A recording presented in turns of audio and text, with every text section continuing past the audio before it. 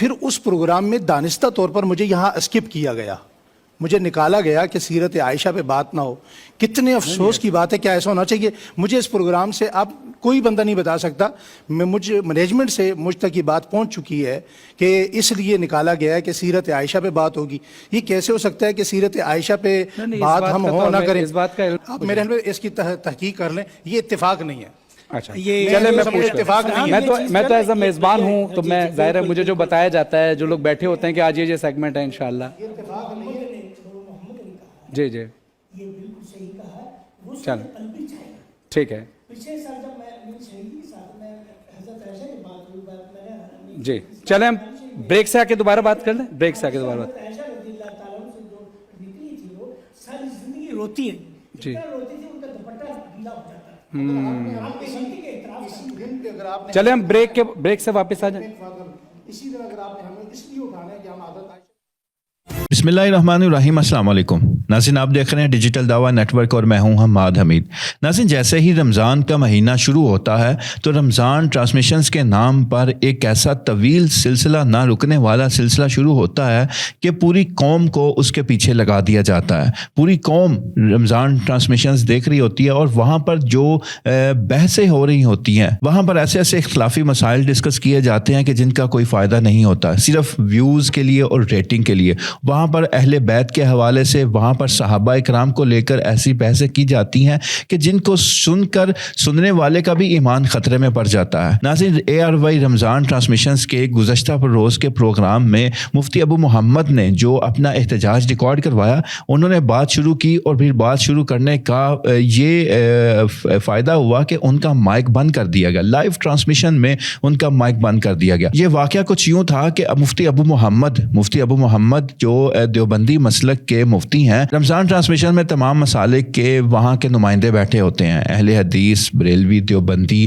اور اہل تشیع, چاروں فرقے کے وہاں پر نمائندے بیٹھے ہوتے ہیں. اب اس ARY میں جو یہاں کے ہوسٹ تھے وہ ہے فرحان علی وارث, جو کہ خود شیعہ, ان کے نوحے وائرل ہیں یوٹیوب پر, آپ دیکھ سکتے ہیں, کافی فیمس ان کے نوحے ہوتے ہیں. تو یہ خود بھی شیعہ, ان کے ساتھ اہل تشیع کا ایک ذاکر وہ بھی بیٹھا ہوتا ہے, اور اس کے ساتھ ساتھ اہل حدیث کا ایک نمائندہ, اہل دیوبند کا ایک نمائندہ اور بریلویت کا ایک نمائندہ وہاں پر بیٹھا ہوتا ہے. اب انہوں نے کیا کیا کہ جب 17 رمضان المبارک کا دن تھا تو ان کو یہ پتہ تھا کہ جو مفتی ابو محمد ہیں, انہوں نے آ کر حضرت عائشہ صدیقہ طاہرہ مطہرہ رضی اللہ عنہا کی شان بیان کرنی ہے. آج 17 رمضان المبارک ہے, بدر کا دن ہے, جہاں جب باقی صحابہ کی باتیں ہوں گی, یوم بدر کی باتیں ہوگی, غزوہ بدر کی یاد تازہ ہوگی, وہیں پر وہ حضرت عائشہ رضی اللہ عنہا کا تذکرہ ضرور کریں گے. اس لیے مفتی ابو محمد کو 17 رمضان المبارک کے رمضان ٹرانسمیشن کے پروگرام میں ان کو بلایا ہی نہیں گیا, ان کی جگہ کسی اور کو وہاں پر مہمان بلا لیا گیا. اب اگلے دن مفتی ابو محمد کو جب پتہ چلا ساری کاروائی کا کہ مجھے کل کیوں نہیں بلایا گیا, صرف اس وجہ سے کہ یہ آ کر حضرت عائشہ صدیقہ رضی اللہ عنہا کی یہ شان بیان کرے گا, تو اس لیے اس کو نہیں بلانا. تو انہوں نے جب پروگرام شروع ہوا, جیسے ہی ان سے اعتکاف کے حوالے سے سوال پوچھا گیا تو انہوں نے کہا کہ میں اس سوال کا جواب بعد میں دوں گا, مگر پہلے میں اپنا احتجاج ریکارڈ کروانا چاہوں گا کہ مجھے کل کیوں نہیں بلایا گیا. میری جگہ ایک ایسے عالم کو بلایا گیا جن کی یہ فیلڈ نہیں ہے بحث کرنا یا وہ مسائل کو ڈسکس کرنا, وہ تو مطلب کہ وہ وظائف والے مفتی ہیں. وظائف والے مطلب جو وظیفہ بتاتے ہیں بیماری کا یا کوئی مشکل پریشانی کا وظیفہ بتاتے ہیں, وہ والے مولوی ہیں. آپ نے ان کو میری جگہ بلایا. انہوں نے کہا اگر کوئی خاص مہمان آتا, کوئی باہر سے مہمان آ رہا ہوتا, آپ نے انوائٹ کیا ہوتا, تو میں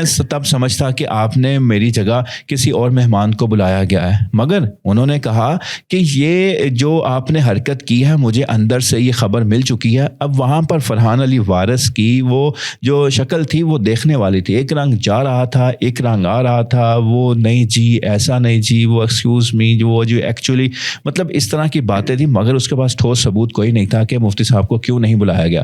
مفتی صاحب نے اس کے اوپر آواز اٹھائی اور ان کی آواز کا یہ اثر ہوا کہ لائیو ٹرانسمیشن میں ان کا مائک بند کر دیا گیا. آپ کو جرت کیسے ہوئی یہ بات کرنے کی؟ یہ مفتی صاحب کے ساتھ سلوک اس لیے ایسا کیا گیا کہ وہ حضرت عائشہ رضی اللہ تعالی عنہا کی شان بیان کرنا چاہتے تھے. مسلمانوں کی ماں سیدہ طاہرہ مطہرہ ام المؤمنین حضرت عائشہ صدیقہ رضی اللہ عنہا کی شان بیان کی جاتی رہے گی چاہے کچھ بھی ہو جائے. مگر یہ ایک بات یاد رکھیں کہ حضرت عائشہ کی شان میں قرآن کی آیات موجود ہیں, احادیث موجود ہیں. احادیث کا ایک بڑا ذخیرہ وہ ہمارے پاس اگر موجود ہے, ہمارے پاس اگر آیا ہے, تو اس کا ذریعہ, اس کا سبب بھی حضرت عائشہ رضی اللہ تعالی عنہا ہے. تو ہم ان کی شان کیسے نہیں بیان کر سکتے؟ ہم ان کی شان بیان کرنے سے کیسے رک سکتے ہیں؟ تو وہ تو مسلمان ہی نہیں جو حضرت عائشہ کی شان کو تسلیم نہیں کرتا. تو جب یہ رمضان ٹرانسمیشن جیسے پروگرام پر ایسی حرکتیں ہوں گی تو ہم کیا پیغام دینا چاہتے ہیں کہ وہ مسلمان ملک کہ جہاں پر 90 to 95% میجورٹی یہاں پر سنی مسلمانوں کی ہے, تو وہاں پر صرف 10% کی جو اقلیت ہے شیعہ, اس کو ہم پروموٹ کرنا چاہتے ہیں, ان کے نظریات, ان کے عقائد کو پروموٹ کرنا چاہتے ہیں کہ ہم ان کے عقائد کو پروموٹ کر کے کیا ہم جو 90% کی جو میجورٹی ہے کیا ہم اس کی سوچ کو ہم تبدیل کر لیں گے؟ ایسا ممکن نہیں ہے. ہمارا ایمان ہی مکمل نہیں ہے جب تک ہم حضرت عائشہ رضی اللہ عنہا کی شان بیان نہ کر لے. تو پورا پاکستان اس وقت مفتی ابو محمد کے ساتھ کھڑا ہے. وہ ان کے ساتھ ہم شانہ بشانہ کریں کہ وہ ہر پلیٹ فارم پر جائیں جہاں ان کا بس چلتا ہے, جہاں ان کی پہنچتی ہے, جہاں پر ان کی پہنچ جاتی ہے, جو ٹی وی پر جس سکرین پر وہ بیٹھیں اور حضرت عائشہ رضی اللہ عنہا کی شان بیان کریں. پورا پاکستان ان کے ساتھ کھڑا ہے انشاءاللہ. اور جو ایسی حرکتیں کرنے والے ہیں انشاءاللہ خود ہی ایک دن نیست و نابود ہوں گے انشاءاللہ. اللہ حافظ.